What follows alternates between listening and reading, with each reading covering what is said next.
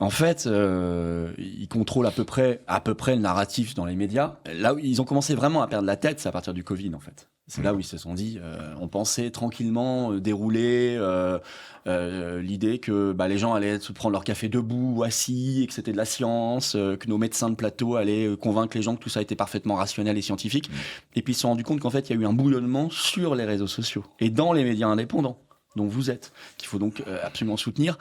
Et ça les a complètement dépassés, en fait. Et puis ensuite, il y a eu d'autres crises, l'Ukraine, la Russie, toutes les questions sur l'Europe, toutes les questions sur les faits divers, même migratoires, de sécuritaires, dont on n'entendrait jamais parler s'il n'y avait pas parfois les vidéos qui sortaient sur les réseaux sociaux. L'affaire Lola. L'affaire Lola, il y a plein d'affaires, en fait, et même des affaires qui concernent Macron. Et en réalité, ils sont complètement submergés. Les vaccins, aujourd'hui, l'ARN messager, tout ça, si vous écoutez le 20h de France 2, vous n'en entendez jamais parler, ou alors vous avez seulement le son de cloche officiel. Tout est beaucoup plus, honnêtement, il y a le pire aussi, mais il y a quand même beaucoup plus d'intelligence et de diversité, de pluralisme sur les réseaux sociaux. Donc, ils ne maîtrisent pas le narratif.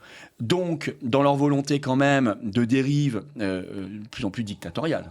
Parce que tout ça, moi, je le mets dans un schéma. Il y a la censure des réseaux, la censure de la liberté d'expression, il y a l'identité numérique, il y a l'euro numérique. Vous voyez, c'est toute une architecture totalitaire qui se met en place.